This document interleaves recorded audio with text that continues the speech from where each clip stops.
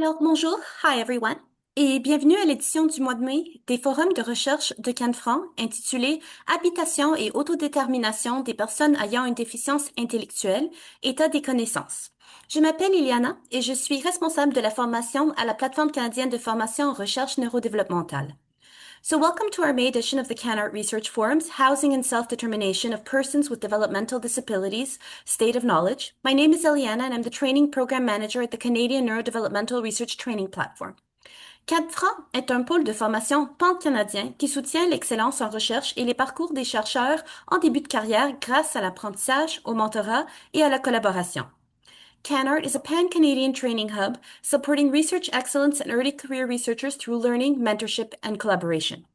Ce forum est présenté en collaboration avec le Réseau pour transformer les soins en autisme, le RTSA, réseau québécois qui rassemble toute personne intéressée par la recherche en autisme et les conditions neurodéveloppementales.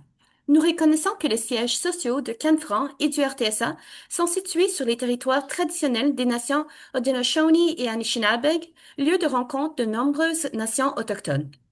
Today's forum is presented in collaboration with the Transforming Autism Care Consortium, TAC, a Quebec-based research network that brings together all individuals interested in research on autism and neurodevelopmental conditions.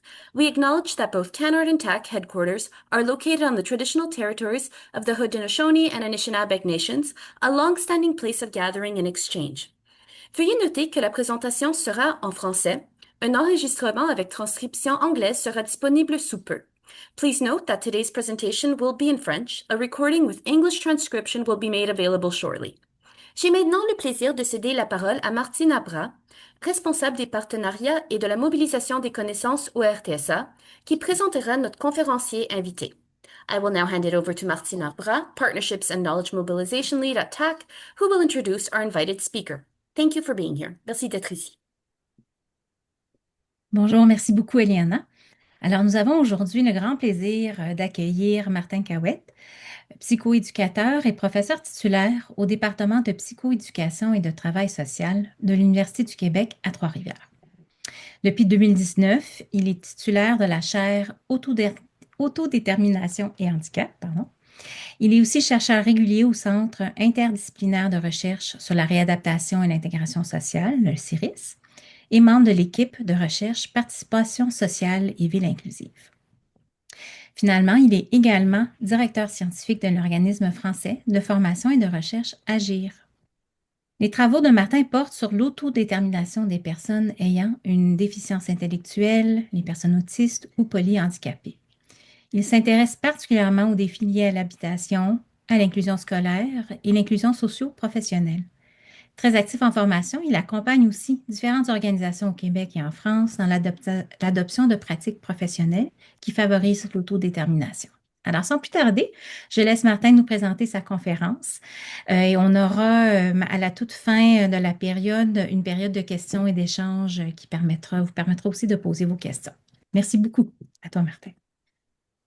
Merci beaucoup. Merci, Eliana. Merci beaucoup, Martine. Merci d'être présent en cette fin de journée.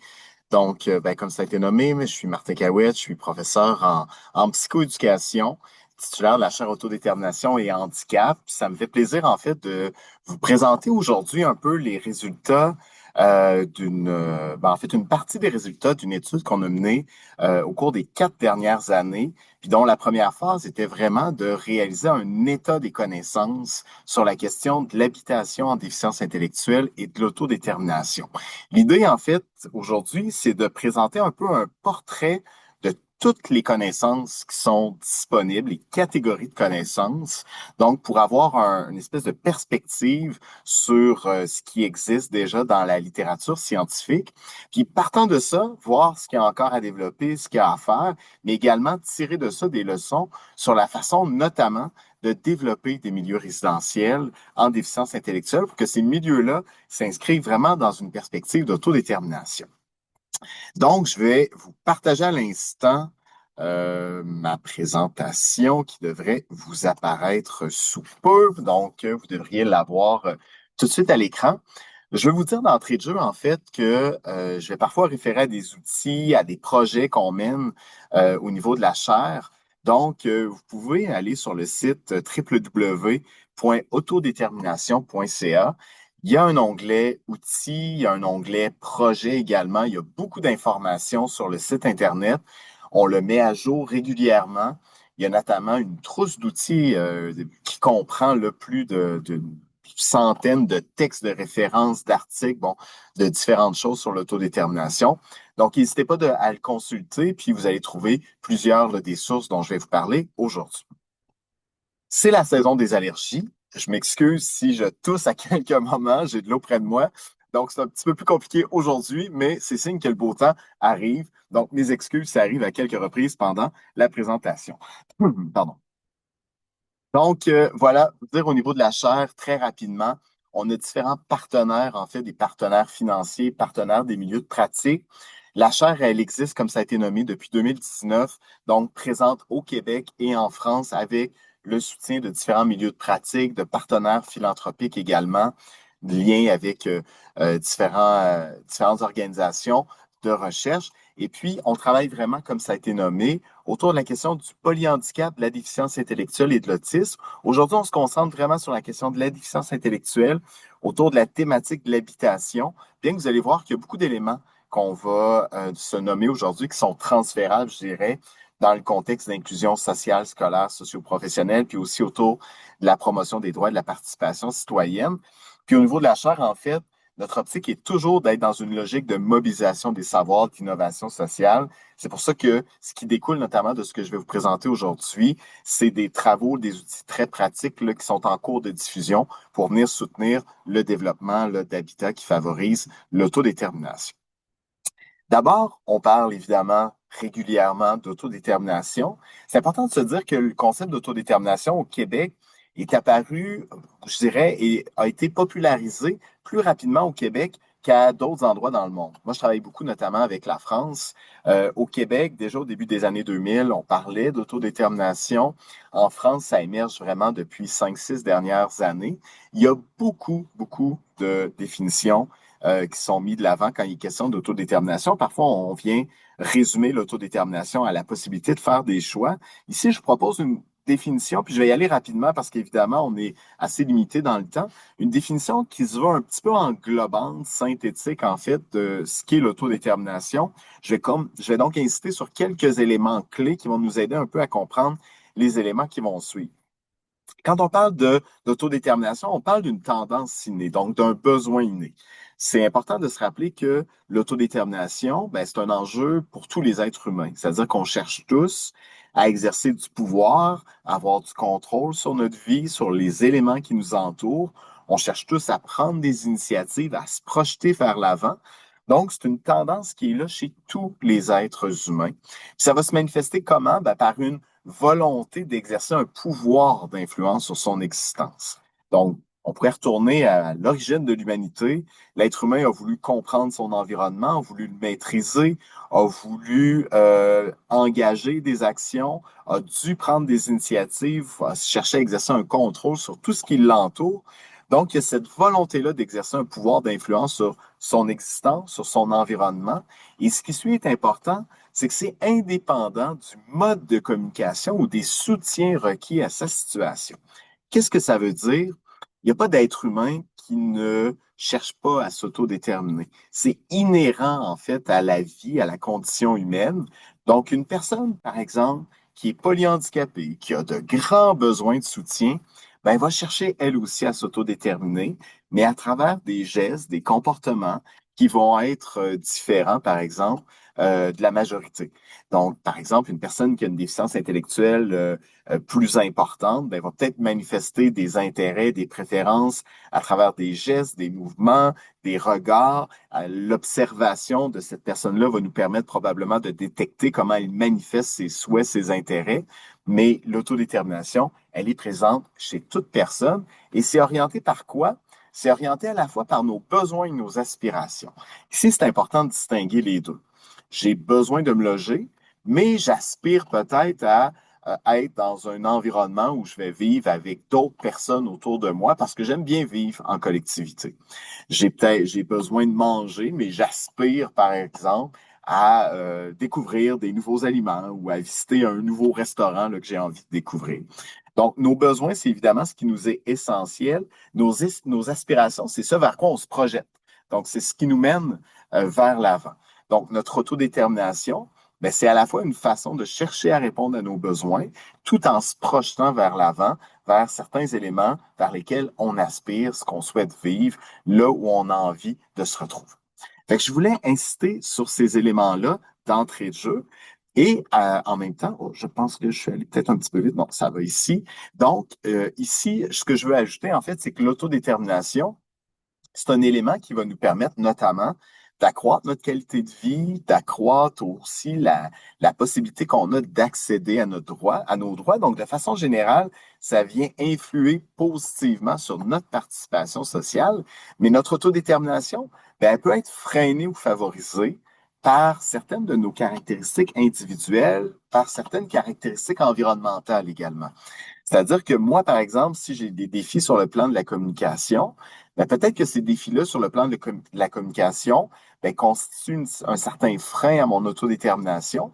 Mais si dans mon environnement, il y a des gens qui sont, par exemple, sensibles à ce que je cherche à communiquer par mon non-verbal, ben là, j'ai un élément qui vient compenser puis qui vient favoriser, en fait, l'exercice de mon autodétermination. Donc, c'est toujours cette idée-là de se dire, ben, il y a une personne à l'intérieur d'un environnement, puis les caractéristiques de cette personne-là interagissent avec les caractéristiques de l'environnement. Et évidemment, on va y revenir tout de suite après, là, parce que quand il est question d'autodétermination, c'est bien évidemment essentiel. Quand on parle d'accompagner dans une perspective d'autodétermination, puis là, je pense par exemple aux milieux résidentiels, aux appartements supervisés, où on va trouver des personnes qui ont une déficience intellectuelle qui sont accompagnées dans le quotidien. Ça veut dire pour les professionnels, les accompagnateurs, d'avoir ce qu'on appelle une posture qui est engagée. C'est-à-dire qu'on cherche à faire en sorte que la personne qu'on accompagne ben, ait une forme de contrôle sur son quotidien, la soutenir dans ses prises d'initiative et à la fois être à l'affût des besoins auxquels elle cherche à répondre, mais également de soutenir ses aspirations.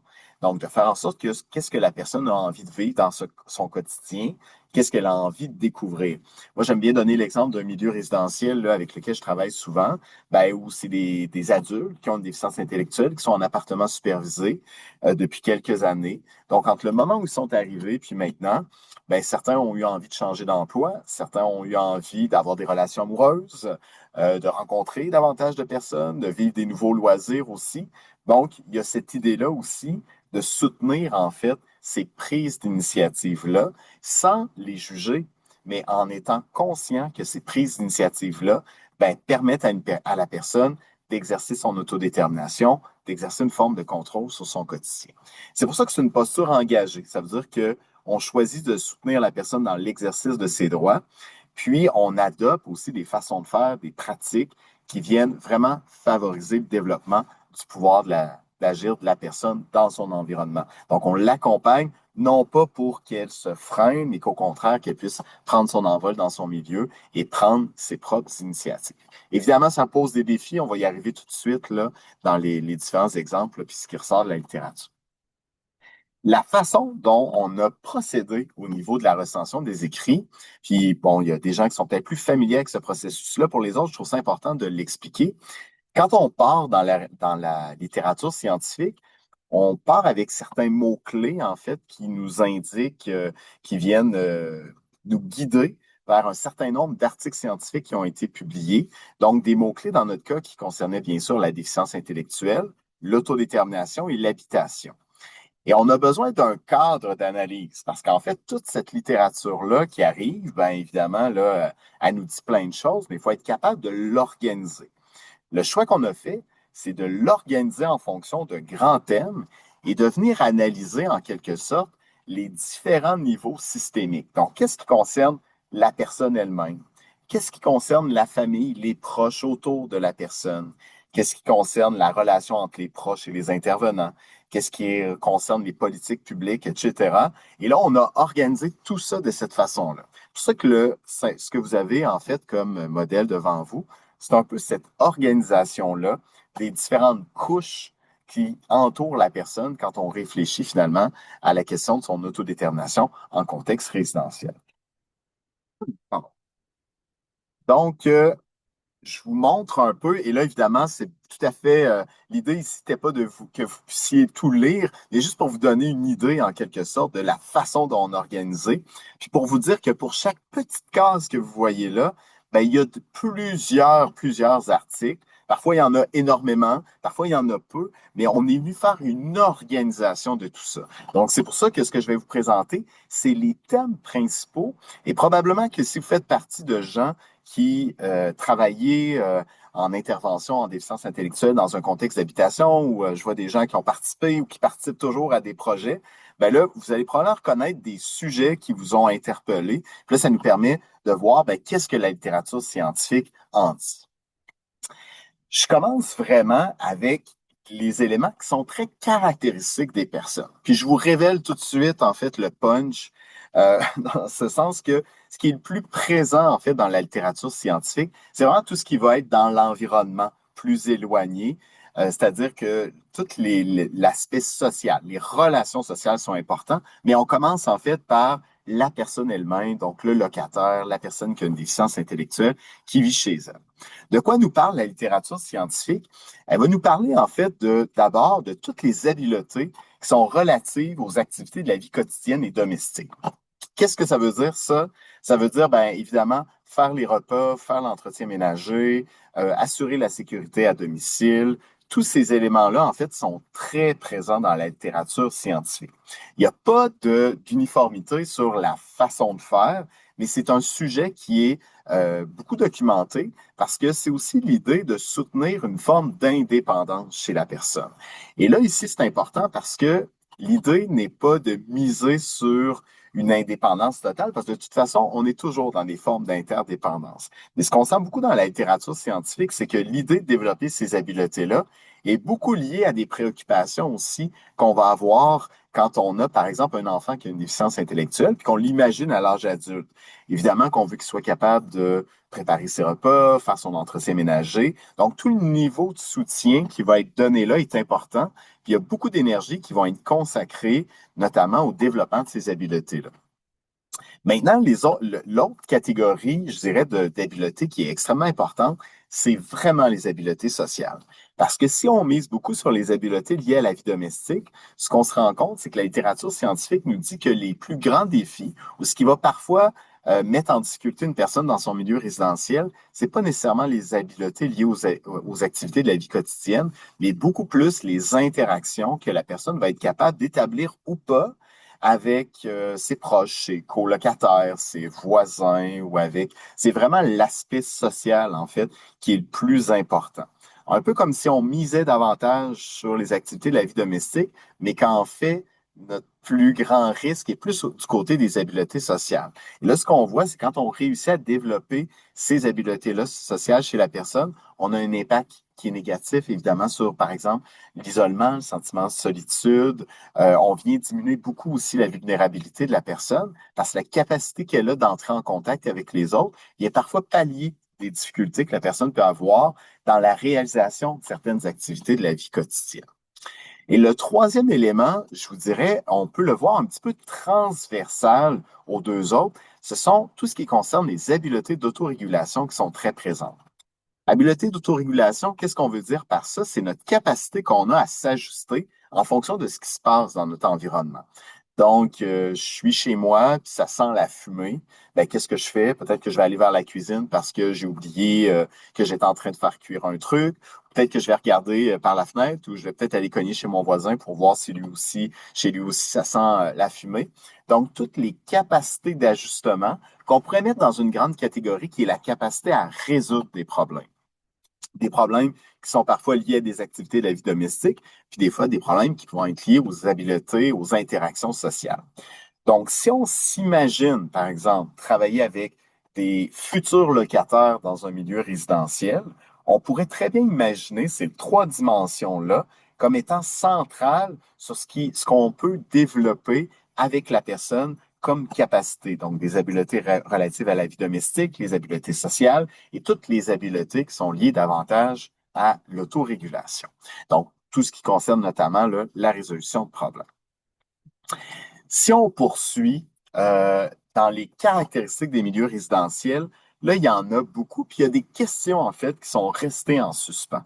C'est-à-dire que quand on parle de milieux résidentiels, ben, même moi, je l'ai fait là, depuis le début. Je vous ai parlé d'appartements supervisés. On peut parler parfois de foyers de vie, de logements supervisés, de foyers de groupe. Et là, il y a il y a tout un vocabulaire qui est utilisé pour parler des milieux résidentiels. Et ce qu'on se rend compte, c'est qu'on n'a pas de typologie, on n'a pas de liste où on dit, ben, tel type de milieu se définit de telle façon, tel type de milieu se définit de telle autre façon. Donc ça, c'est un enjeu quand même là, qui est important. Donc quand on parle d'un type de milieu résidentiel, on va notamment mettre de l'avant, puis la littérature scientifique là, en parle de plus en plus, la notion du chez-soi et non d'un milieu d'hébergement. Là, il y a vraiment une distinction extrêmement importante à faire, puis je dirais que cette distinction-là, même dans les politiques publiques, là, s'impose. C'est-à-dire que quand on est chez soi, on a un contrôle sur ce qu'on vit chez soi. Il n'y a pas de moment où on dit, ben, je devrais quitter ce lieu-là, c'est-à-dire que c'est défini par nos souhaits, nos caractéristiques, notre volonté, et non pas par des obligations extérieures. Alors que si on est hébergé dans un lieu, ben on peut effectivement à un certain moment dire qu'on n'est plus hébergé dans ce lieu-là et qu'on doit se trouver un autre hébergement. Donc, moi j'aime bien toujours donner cet exemple-là, si je vous héberge chez moi, ben c'est pas la même chose que si vous êtes chez vous. Donc, ça, c'est un aspect qui est extrêmement important et qui va amener notamment tout un travail au niveau de l'identité. Si je vis chez moi, ben, je suis peut-être le locataire de mon appartement, je suis un citoyen de la ville, un citoyen de mon quartier. Donc, il y a tout un volet là extrêmement important. J'ai parlé, bon, des différents termes pour désigner les milieux résidentiels. Ça, je vous avoue que ça demeure un défi. Et là, j'ai envie de le nommer autant en français qu'en anglais. D'ailleurs, la typologie n'est pas plus claire là, dans une langue que dans l'autre. Le choix, l'emplacement, ça c'est un aspect très important parce qu'en fait, il y a un emplacement qui peut être idéalisé, hein, un emplacement où on dit ben, la personne est à proximité, par exemple, pardon, des services de sa ville ou du transport en commun. Donc, pour l'emplacement, en fait, ce qui est vraiment le plus significatif dans la littérature scientifique, c'est l'espèce de continuité entre ce que la personne a envie de vivre, son histoire de vie et ses aspirations. Autrement dit, si on cherche à détacher la personne du type de l'environnement qu'elle a toujours connu, en se disant ça va être mieux pour elle d'être dans tel type de proximité, là, on peut avoir vraiment un enjeu d'inclusion dans ce nouveau milieu-là. Donc, à proximité des lieux qui sont importants pour la personne, mais non pas ceux qu'on juge, nous, importants pour la personne. Le sentiment de sécurité dans le quartier revient beaucoup aussi. Donc, est-ce que la personne, en fait, se sent en sécurité, finalement, dans l'environnement où elle se trouve? Et l'autre élément, en fait, là, qui est quand même un élément clé, qui est vraiment tout ce qui est de l'ordre du transport, des déplacements, qui va être évidemment un élément clé. Donc, par exemple, au Québec, on connaît tous les problèmes en ce moment avec le transport adapté, par exemple. Donc, l'accessibilité au transport, ça devient un élément vraiment essentiel. Troisième élément, on tombe sur l'aménagement du lieu lui-même. Donc, finalement, comment est-ce que le milieu est organisé? Donc là, ici, encore une fois, en termes d'autodétermination, c'est dans quelle mesure est-ce que la personne, elle est participante à l'organisation physique de son milieu. Donc ici, on parle de la disposition des meubles, de la décoration, mais de l'organisation physique du milieu lui-même. Est-ce que finalement, on a organisé un milieu pour que la personne y vive, où elle a été partie prenante. Donc, tout ce qui est de l'ordre de la personnalisation de cet environnement-là devient un aspect essentiel, son propre espace personnel. Donc, souvent, toute la notion là, de l'intimité, mais de la sphère privée, comment est-ce que cet espace-là peut exister? Et évidemment, au besoin, là, toutes les adaptations physiques aussi qui peuvent exister. En fait, la cohabitation, ça, s'il n'y a pas nécessairement, il reste encore là, des éléments qui sont questionnés dans la littérature scientifique. C'est-à-dire qu'il y a cette idée-là qui est très présente dans nos sociétés occidentales, de dire que ben, l'autonomie, par exemple, ça passe par le fait de vivre chez soi, mais de vivre seul chez soi. C'est comme si on place de façon supérieure l'idée de vivre seul dans son appartement. Alors que pour certaines personnes, c'est aussi synonyme d'isolement social lorsqu'elles se retrouvent à vivre seules.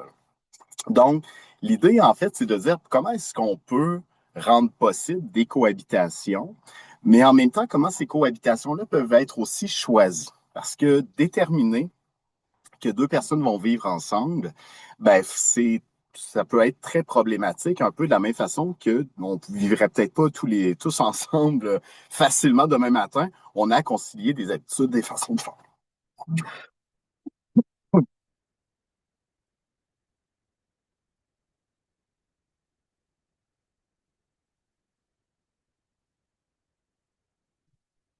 Donc, voilà pour la cohabitation.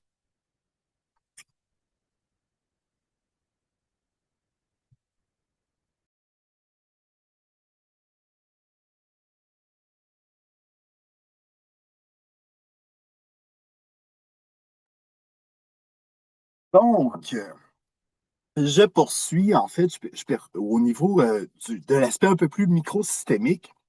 Vous avez quand même des éléments ici qui vont être sur la nature de l'accompagnement et du soutien en contexte d'habitation. Tout ce qui est de l'ordre des approches qui sont un petit peu plus individualisées, centrées sur la personne. Donc, apprendre à connaître la personne, tenir compte de ses buts, de ses aspirations. Ce qui veut notamment dire aussi d'adopter une posture où plutôt que d'être centré en fait sur une façon de faire uniforme, on va venir personnaliser l'accompagnement de chacune des personnes. Ce qui nous éloigne évidemment des approches plus d'institutionnalisation qui sont un risque quand même important. Et c'est pour ça que ça devient quand même un bon défi pour nos politiques publiques, parce que le nombre d'heures et le type d'accompagnement, évidemment, va être ajusté selon les besoins des personnes. Mais on sait que quand on arrive à mettre ce type de fonctionnement-là en place, on tient davantage compte de l'autodétermination, puis on la permet davantage. Collaboration des proches significatifs, évidemment, devient important. Là, ici, on va penser aux familles, aux parents, mais également à d'autres proches. Et là, il y a quand même des enjeux qui sont quand même importants aussi parce que les proches se sentent parfois mis à l'écart quand la personne devient adulte, notamment qu'elle vit dans son milieu résidentiel, quand elle est dans son propre domicile. Donc, toute cette participation-là des personnes va faire évidemment une grande différence. Et il y a tout le soutien formel, naturel, qui va venir d'autres personnes périphériques. Ici, par exemple, on parle de l'entraide, par exemple, entre locataires, les voisinages, et puis y avoir différentes formes de soutien, le plus ou moins formels, qui peuvent s'organiser. Le renforcement continu de la capacité de la personne pour gagner en autonomie, il y a quand même aussi plusieurs études qui nous amènent sur toute l'utilisation des outils, beaucoup d'outils visuels, beaucoup d'outils technologiques, mais je vous dirais avec des niveaux d'efficacité très variables. Encore une fois, c'est pas l'outil qui va être efficace pour la personne, c'est l'usage que la personne va faire d'un outil qui va être efficace pour elle. Donc, on a eu comme toute une période dans la littérature scientifique où, par exemple, on développait des technologies, des applications sur des téléphones pour les proposer aux personnes. Mais ce qu'on se rend compte, c'est que souvent, ces technologies-là, en fait, ne sont pas utilisées de la façon pour laquelle elles sont prévues à être utilisées. Et les personnes elles-mêmes les utilisent d'une meilleure façon. Ils vont venir les ajuster à leur propre contexte. Donc, c'est important de rendre disponibles ces outils-là, mais en étant bien conscient que la personne va vraiment se les approprier à sa façon. Si je poursuis en fait là au niveau un petit peu plus microsystémique, là, quand on est toujours dans l'entourage de la personne, ce qu'on se rend compte là au niveau du vécu des proches, là ici par exemple notamment les parents, là, pour être bien clair, ce qu'on se rend compte dans la littérature scientifique, c'est assez unanime que les parents en fait souvent vont méconnaître, avoir une méconnaissance des ressources en matière d'habitation par les familles. Même chose pour les soutiens financiers puis les options résidentielles existantes. Ça génère une pression chez les parents parce que quand l'enfant a 15 ans, 16 ans, 17 ans, ou encore qu'on se voit vieillissant, mais les options qui sont possibles pour notre enfant, quand on les connaît pas, ça vient accroître notre sentiment de stress, évidemment, l'inquiétude pour le futur. Donc ça, c'est un aspect en termes de communication sur lequel il est nécessaire de travailler, en fait, parce que la perception qu'ont les parents des ressources disponibles versus les ressources réelles, il y a un écart là qui est quand même important. L'ambivalence aussi des proches, puis l'ambivalence des proches des parents place souvent l'autodétermination en opposition avec le fait de conserver le contrôle sur certaines décisions qui concernent son enfant. Dans les faits, on n'est pas nécessairement dans une logique d'opposition. Promouvoir l'autodétermination de son enfant, c'est une belle façon aussi d'assurer sa sécurité. Mais cette idée-là, finalement, elle est très présente. Puis pour les parents, en fait, l'espèce euh, je dirais, de contraction là, qui va s'opérer entre, d'un côté, ben, je veux que mon enfant prenne son envol, mais de l'autre côté, je suis aussi inquiet de le faire. Moi, j'ai toujours en tête les paroles d'un parent, en fait, dans un projet qu'on avait mené, qui nous avait dit, le fait que mon enfant aille vivre en appartement, c'est à la fois ma plus grande peur et mon plus grand rêve qui se réalise. C'est cette espèce d'opposition-là, finalement, entre deux éléments. La crainte, donc, comme je disais, pour la sécurité qui est très présente. Et ensuite, ben, les proches aussi parlent des contraintes, en fait, qui les concernent, eux, dans leur capacité à apporter du soutien. Donc ça, je pense qu'il faut être conscient aussi, le budget limité, parfois les restrictions dans les sorties, les activités, l'imposition de couvre-feu. Donc, des éléments qui, parfois, vont être imposés par les proches ou qui vont, aux yeux des proches, être importants. Donc, parfois, il y a une espèce de tension qui s'installe entre des milieux résidentiels qui disent, ben, c'est un adulte, il a le droit de circuler.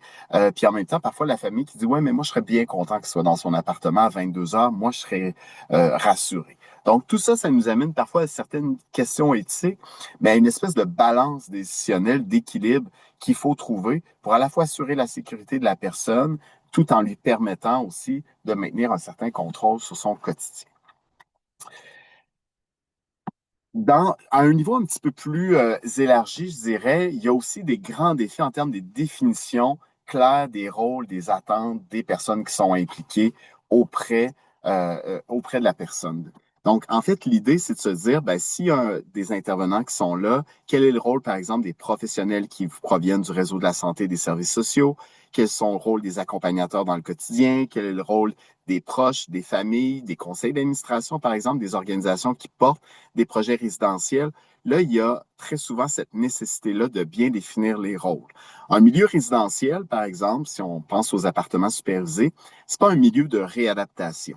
Par contre, on peut facilement tomber dans des logiques de réadaptation si on se met à mettre en place des plans d'intervention ou toutes sortes de stratégies qui nous rappellent en fait les moyens que la réadaptation met en œuvre lorsqu'elle fait de l'intervention. Donc, comment on distingue l'intervenant, par exemple, des services de réadaptation d'un intervenant qui accompagne dans le quotidien une personne? Ça pose réellement un défi. Tout ce qui est de l'ordre de la planification collaborative puis commune avec la personne, les proches. Donc, effectivement, on n'est pas dans une logique de réadaptation, mais comment est-ce qu'on collabore ensemble autour d'une personne pour lui permettre de vivre chez elle, de prendre pleinement sa place dans la communauté? Il y a quand même certaines pistes que la littérature scientifique nous donne là-dessus, sur la façon, en fait, de négocier cet espace-là puis de construire ensemble un espace qui permet à la personne de se réaliser, puis qui à la fois reconnaît en fait aussi ou tient compte des défis qu'elle peut rencontrer. La formation du personnel intervenant, si je prends par exemple là, le fait d'être un accompagnateur en milieu résidentiel, en ce moment, il y a très peu de formations qui sont offertes. Les milieux résidentiels, les organismes communautaires, souvent vont recruter des gens à partir de certains critères, mais il n'y a pas de formation qui est très pointue, très importante sur ces questions-là. Donc, le corps, les différentes professions, en fait, sont plutôt variées dans ce qu'on va retrouver là, chez les accompagnateurs en milieu résidentiel. Donc là, il y a un besoin très clair de formation. Et dans tous les écrits qu'on a recensés au Québec comme ailleurs, évidemment, c'est un des points principaux, c'est-à-dire qu'on soutient peu, on forme peu les intervenants en milieu résidentiel. Il y a un volet un petit peu plus large qui est tout le travail à faire sur le plan de la communauté. C'est-à-dire que si, par exemple, moi, je vis chez moi dans un milieu où il y a d'autres personnes, par exemple, qui ont une déficience intellectuelle, puis qu'ensemble, on se retrouve parfois à fréquenter le restaurant du coin ou à aller dans un service public ou l'organisme de loisirs, ben, il y a un travail aussi de sensibilisation plus large de la communauté aux caractéristiques de la déficience intellectuelle pour venir favoriser cette inclusion-là. Donc, c'est pour ça aussi qu'il y a des questions là, que vous avez tout en bas, comment on utilise le personnel, comment on favorise la collaboration, comment sensibiliser la communauté. Il n'y a pas de réponse franche et fixe là-dessus, mais il y a nécessairement une série d'actions qui doivent être posées dans cette direction. Si je poursuis en fait là, plus au niveau un petit peu plus exosystémique, donc on va beaucoup questionner en fait tous les programmes de soutien financier puis l'accès à des subventions gouvernementales pour permettre l'habitation. Bien que ça progresse peu à peu, les organismes, notamment au Québec, qui ont développé des projets résidentiels, ils ont consacré parfois 10 ans pour arriver finalement à mettre sur pied ces projets-là.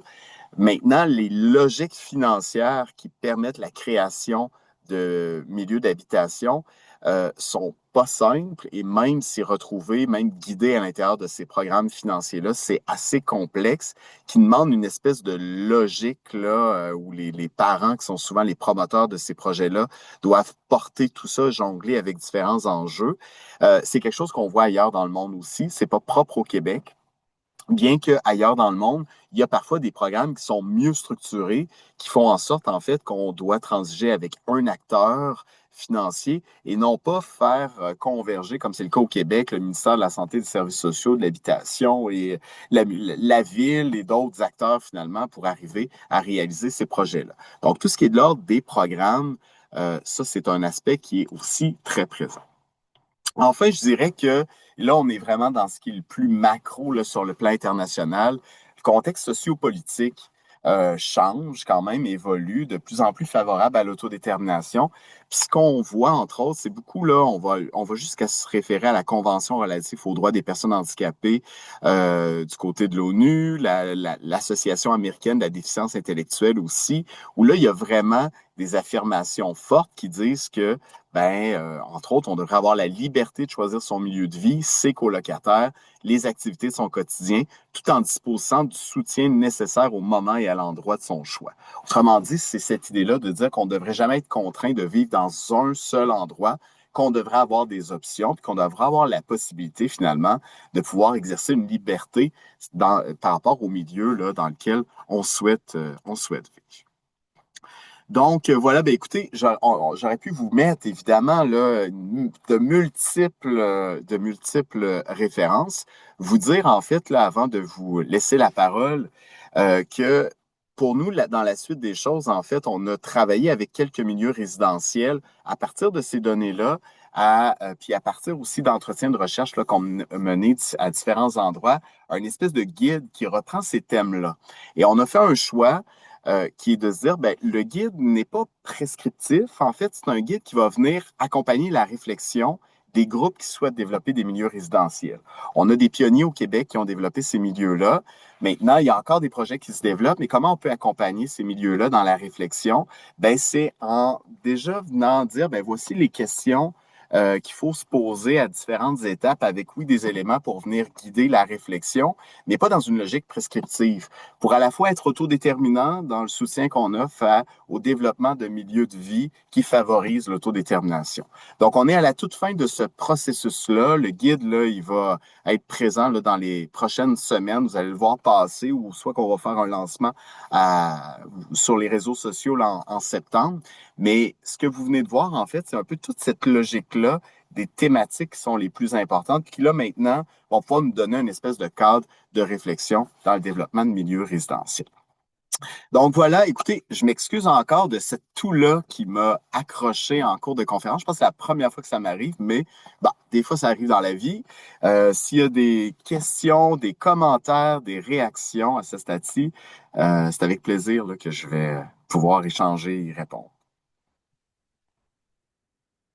D'accord, merci beaucoup. Donc, je vous invite à écrire vos questions si vous voulez les poser par écrit. Mais je vois qu'il y a Mireille qui a la main levée. Allez-y, Mireille, merci.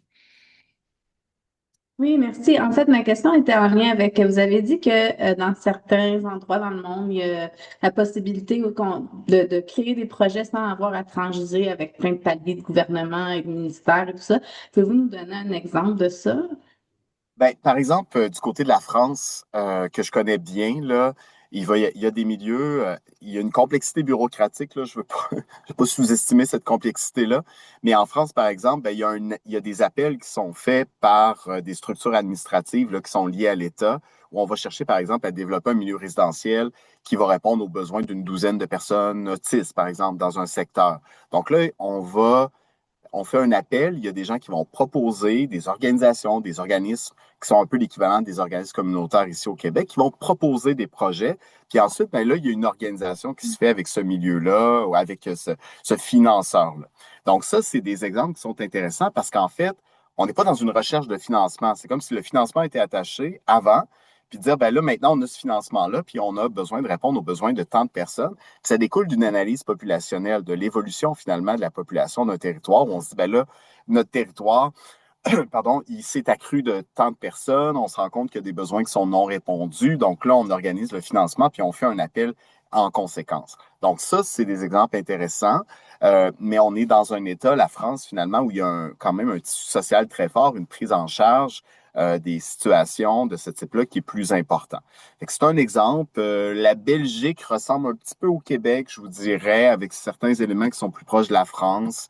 Les États-Unis, ben là, c'est beaucoup plus, la philanthropie prend beaucoup plus de place. Dans différentes provinces canadiennes aussi, il y a un espace plus important qui est lié à la philanthropie.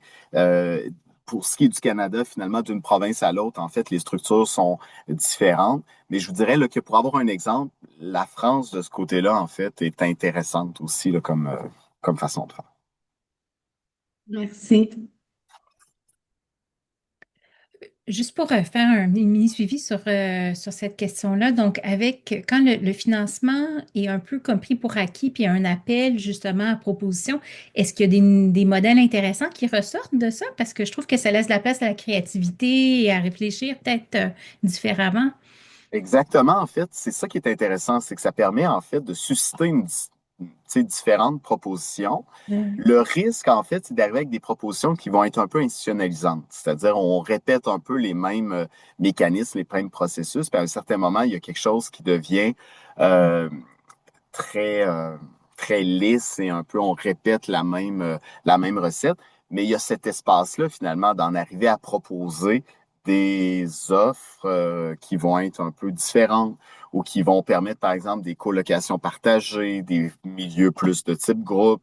En France, on parle par exemple beaucoup d'habitat inclusif aussi, qui ressemble un peu aux appartements supervisés qu'on a au Québec, mais qui sont des fois organisés de façon un petit peu différente.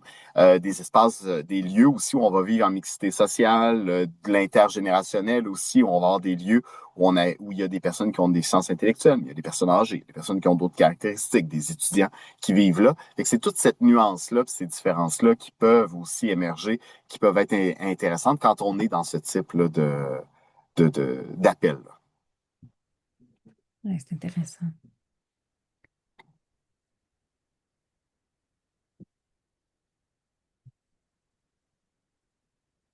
S'il y a d'autres commentaires, d'autres réactions, il y a des gens qui ont participé à des projets aussi. Si vous avez envie de vous exprimer, n'hésitez pas, ça va me faire plaisir aussi.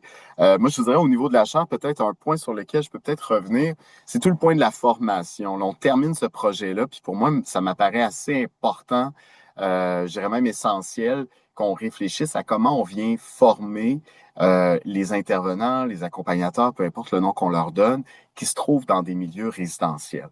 Il y a une place importante au Québec, notamment, par exemple, à des préposés aux bénéficiaires qui se retrouvent à jouer ce rôle-là, des étudiants en formation, parfois des éducateurs spécialisés, mais en fait, il y a un grand défi, comme le milieu communautaire au Québec porte beaucoup ces projets-là, ben, les possibilités aussi, là, le financement disponible est limité. Donc, parfois, ben, on va avoir des difficultés à garder nos personnes. Il y a un certain roulement qui s'installe. Donc, à l'intérieur de ce roulement-là, comment est-ce qu'on est capable de venir former sur quel sujet, par quels moyens? Je vous dirais qu'au niveau de la chaire, là, c'est vraiment quelque chose sur lequel on veut miser pour les prochaines années parce que ça vient réellement poser des défis en termes de cohérence aussi de l'accompagnement. Parce que moins on est au clair finalement avec une philosophie d'accompagnement qui s'appuie sur l'autodétermination, plus les risques sont importants de créer des milieux qui, à moyen terme, pourraient se réinstitutionnaliser. C'est-à-dire qui pourraient générer une forme de réinstitutionnalisation où on met en place des pratiques, des cadres tellement serrés que là, chacun doit fonctionner à l'intérieur de ce cadre-là. Puis là, on tombe plus dans des logiques de surveillance, de protection, puis à terme, on va y perdre. Fait que ça, c'est un enjeu, je vous dirais, sur lequel nous, on souhaite travailler beaucoup au niveau de la chaire là, pour les prochaines années, parce que là, il y a comme il y a un bagage de connaissances disponible et qui doit vraiment se transposer pour devenir une logique ou une philosophie d'accompagnement là, qui va être plus claire, puis que, une philosophie à laquelle on va pouvoir former aussi les intervenants. Donc, est-ce que tu verrais comme un développement de mini-modules de formation ou même un petit curriculum ou quelque chose qu'est-ce que Ben, avez-vous déjà des idées un peu? Ben ça, on a beaucoup d'idées, mais en fait, dans les prochaines étapes, ce qu'on veut, c'est aller voir les milieux qui roulent déjà depuis quelques années pour se dire, ben, ça a été quoi le défi avec les gens que vous avez embauchés? Quelles connaissances il y avait? Quelles Hmm. connaissances il manquait? Puis ensuite, ben, est-ce que c'est de créer, par exemple, des formations justement qui sont asynchrones, par module, à Hmm. distance, des temps de rencontre, ou est-ce qu'il faut aller former des champions dans chacun de ces milieux-là qui, à leur tour, Ouais. soutiennent le développement des compétences de leur équipe? Ça fait partie des formules là, sur lesquelles on mijote. Et je dirais aussi, ben, qu'est-ce qui est possible là, en termes de logique si on vient former, ben, c'est quoi la disponibilité financière pour former les intervenants? Parce que des fois, le financement étant limité, ben, on n'a peut-être pas toujours non plus un financement important sur le plan de la formation. Donc, comment est-ce qu'on peut optimiser une offre de formation qui permettrait de développer Hmm. l'expertise des milieux, puis de faire en Hmm. sorte que ces milieux-là deviennent autonomes aussi à redonner à leur tour cette expertise-là à des nouveaux intervenants, par exemple, qui seraient embauchés. Fait que ça fait partie, je dirais, des réflexions puis des questions puis du prochain projet là, qu'on veut Hmm. engager à partir de l'automne. Martin, avant que le bruit recommence, est-ce qu'il y a assez de personnes qui veulent faire cet emploi d'être intervenant ou est-ce qu'il y a très peu d'eux parmi eux qui sont sursollicités, donc ils n'ont pas le temps de faire la formation, etc. Le grand défi, en fait, c'est que ça dépend où est-ce qu'on se trouve au Québec. C'est-à-dire qu'il y a des milieux, par exemple, qui sont développés davantage en milieu rural. Donc, la disponibilité, par exemple, de gens formés dans le secteur des sciences sociales, d'éducation spécialisée, par exemple, peut être limitée. Et ben, ces gens-là aussi ont des opportunités d'emploi. Donc, parfois, vont se retrouver à travailler dans le réseau de la santé et des services sociaux avec des conditions qui sont meilleures. Donc, vont pas nécessairement aller vers le milieu communautaire. Donc, il faut trouver, en fait, une façon pour qu'il y ait un intérêt de travailler dans le milieu communautaire, en milieu résidentiel, mais avec une expertise qui est propre, qui est développée, qui n'est pas finalement de faire en milieu communautaire ce qu'on s'attend d'un intervenant dans le réseau de la santé, mais d'offrir un accompagnement communautaire qui correspond aux valeurs de l'organisation. Et c'est pour ça que ça rejoint une catégorie de professionnels. Moi, je forme des étudiants en psychoéducation, donc je pense que plusieurs ont cet intérêt-là, mais encore faut-il qu'ils aient l'opportunité de découvrir ce type d'accompagnement-là, que ça s'inscrive dans quelque chose aussi qui est structuré, qui est intéressant, qui est stimulant, puis qui leur permet finalement là, aussi de se réaliser puis de s'actualiser là, dans ce qu'ils veulent faire.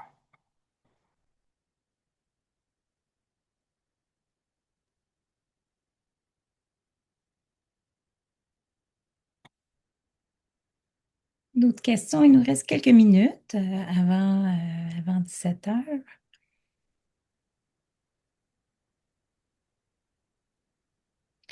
Bon, mais je pense qu'on peut conclure alors la session. Un grand merci encore une fois à Martin Cahouette. On surveillera l'annonce du guide de près. On sera content aussi du côté du RTSA et de la plateforme de formation de le relayer, de le diffuser, là. On reste à l'affût de ça. Et puis, ça a vraiment été une très, très, très belle conférence, super intéressante. Vraiment un grand, grand, grand merci. Merci beaucoup, puis n'hésitez pas à aller sur le site Internet. N'hésitez pas aussi à nous suivre sur les réseaux sociaux, très présents sur Facebook, sur LinkedIn aussi. Il y a les travaux que je mène, il y a des travaux de collègues aussi là, qui sont associés à la chaire, qui font partie aussi du RTSA, notamment Malena Archimedes et puis d'autres aussi. Donc, ça peut vous permettre là, de suivre là, tous ces travaux-là. Parfait. Merci beaucoup. Un grand merci. Au revoir tout le monde. Au Bye, revoir. merci.